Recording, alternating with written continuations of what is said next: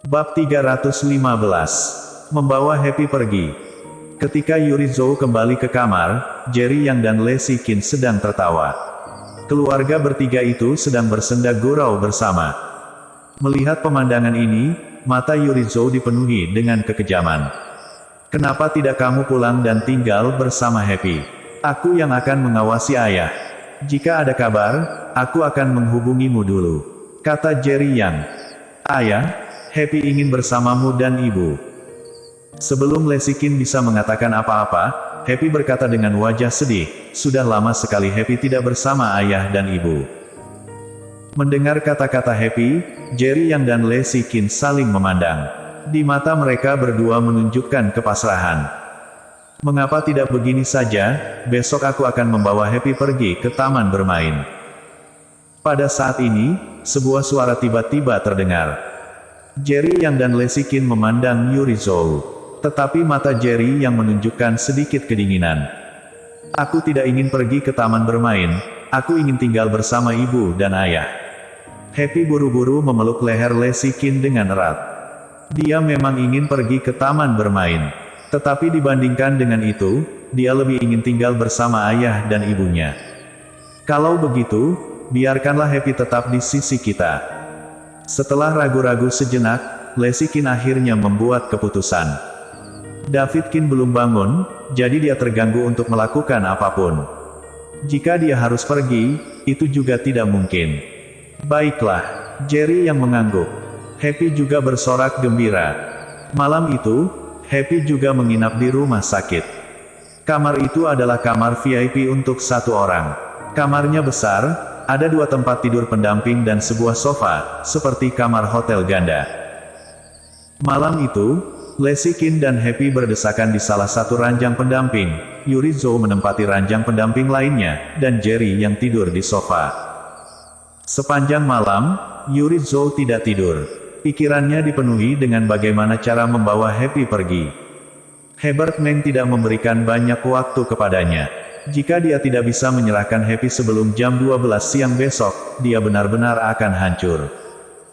Sebaliknya, dengan Happy di sisinya, Leslie Kin tidur dengan nyenyak. Setelah memikirkannya sepanjang malam, Yurizo tidak dapat memikirkan cara untuk membawa Happy pergi. Keesokan harinya, dia bangun dengan lingkaran hitam di bawah matanya. "Ibu, apakah kamu tidak tidur? Matamu merah dan bengkak." Leslie Kin terkejut saat melihat penampilan Yurizo yang seperti itu. Yurizo menggelengkan kepalanya dengan cepat, "Aku tidur nyenyak kok." Saat dia berbicara, dia menguap lagi. Jerry yang menyipitkan mata padanya, tetapi tidak mengatakan apa-apa. Pada pukul 9 pagi, Irene tiba di kamar David Kin tepat waktu. "Kak Jerry, apakah ini putrimu? Imut sekali." Ketika Irene melihat Happy, dia terkejut dan matanya penuh dengan kasih sayang. Pada saat ini, Happy dengan malu-malu memegang tangan dan bersandar di kaki Jerry Yang. Jerry Yang tersenyum dan mengangguk, "Happy, cepat panggil Bibi Irene." "Halo Bibi Irene." Happy memanggil dengan patuh meskipun dia malu dengan orang asing. Lucu sekali. Semakin Irene memandangnya, semakin dia menyukainya. "Halo Happy." Begitu Irene tiba di kamar, para dokter spesialis dari rumah sakit mengikuti di belakang. Belakangan ini, setiap kali Irene memberikan perawatan kepada David Kin, para dokter spesialis ini akan datang tepat waktu untuk mengamatinya dari dekat. Yurizo yang telah memikirkannya sepanjang malam dan belum menemukan cara untuk membawanya pergi, matanya tiba-tiba bersinar ketika dia melihat Irene. Dia akhirnya menemukan bagaimana dia bisa membawa Happy pergi. Dia meninggalkan kamar dengan tergesa-gesa saat Irene melakukan perawatan. Ketika dia telah mencapai jendela di ujung koridor, dia baru membuat sebuah telepon. "Aku telah memikirkan cara untuk membawa putrinya Jerry yang pergi, tapi aku membutuhkan bantuanmu." Tidak ada yang tahu siapa yang dia telepon, atau tentang apa telepon itu. Pada saat dia kembali ke kamar lagi, Irene masih melakukan perawatan. "Dokter Irene, semua data tanda-tanda vital David Kin telah kembali ke tingkat normal, tetapi mengapa dia belum bangun?" Memanfaatkan waktu ketika Irene menyelesaikan perawatan kepada David Kin, seorang pakar tua bertanya dengan sangat bingung. Irene tersenyum, datanya normal, tetapi pasien sudah lama tertidur. Untuk bangun lagi, diperlukan sebuah kesempatan. Kesempatan. Pakar tua itu bingung, dia selalu merasa ada yang aneh. Menurut akal sehat, David Kin seharusnya sudah bangun dari kemarin. Tapi Irene sudah mengatakannya, jadi dia tidak bisa mempertanyakannya. Waktu berlalu, dan Irene melanjutkan perawatannya, namun jumlahnya jelas tidak sebanyak sebelumnya. Saat itu, tiba-tiba terdengar suara langkah kaki dan keributan dari luar. Apa yang terjadi di luar? Direktur rumah sakit mengerutkan kening dan berkata dengan tidak senang. Direktur, aku akan keluar dan melihatnya. Seorang dokter muda yang cerdas berkata dengan tergesa-gesa. Bang! Saat dokter muda itu mencapai pintu kamar, pintunya tiba-tiba dibanting terbuka dari luar dan sekelompok orang masuk ke dalam kamarnya. Apa yang ingin kalian lakukan? Direktur rumah sakit berteriak dengan marah. Kami mencari Dokter Irene. Dokter Irene, ayahku menderita uremia dan dokternya berkata hanya Anda yang bisa menyelamatkannya.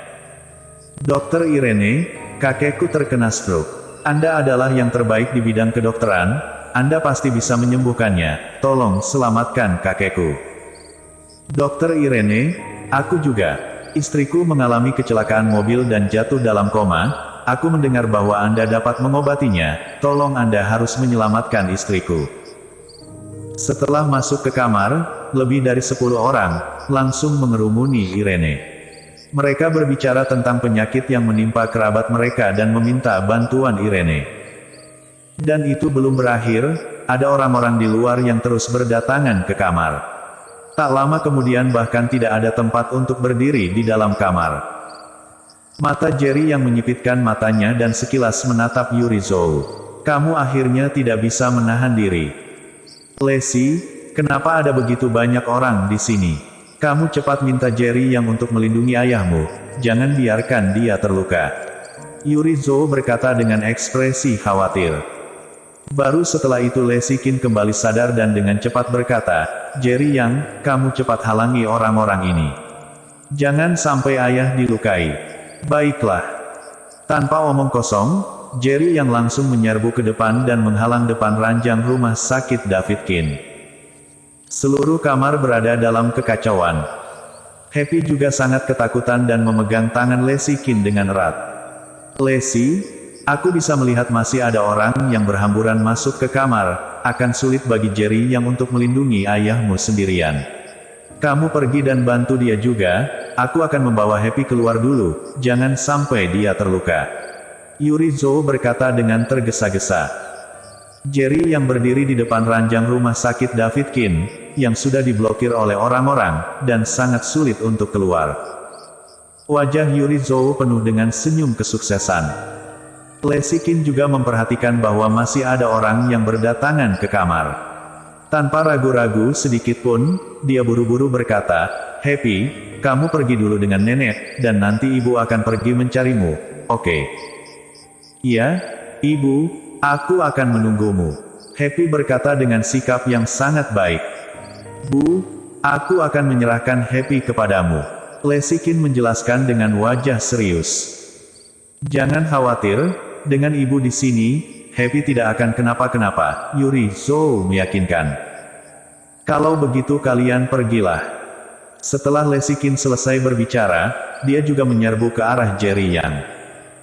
David Kin hampir saja bangun, akan buruk jika dia menerima benturan lagi sekarang. Dengan begitu, Yuri Zhou dengan mudah membawa Happy keluar dari rumah sakit. Saat dia keluar dari rumah sakit, Yuri Zhou tiba-tiba merasa seolah-olah dia telah naik ke surga, akhirnya dia membawa Happy pergi bersamanya. Dia berdiri di pintu masuk rumah sakit dan melihat sekeliling. Tak lama kemudian, dia melihat sebuah mobil Maybach hitam dengan plat nomor dari ibu kota provinsi. Dia pernah melihat mobil ini sebelumnya, dan itu milik Herbert Meng. Dia sangat senang dan buru-buru menuntun Happy menghampirinya. Siapa kamu? Dia baru saja akan masuk ke dalam mobil ketika dia menyadari bahwa Herbert Meng tidak ada di dalam mobil, hanya seorang pria parubaya yang tidak dikenalnya. "Kamu Yuri Zhou, kan?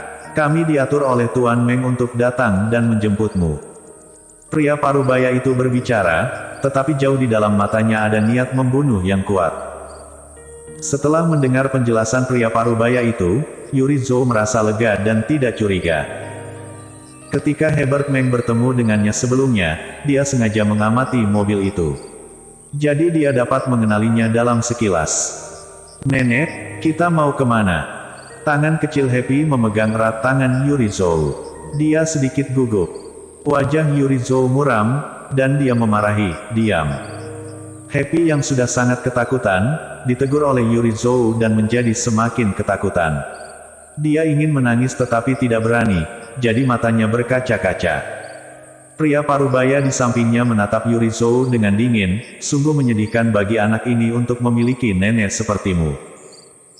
Setelah mengatakan itu, pria parubaya itu menunjukkan senyum yang lembut dan menatap Happy. "Happy, jangan takut, ayo kita pergi ke tempat yang seru dulu. Nanti orang tuamu akan datang menjemputmu." Bersambung.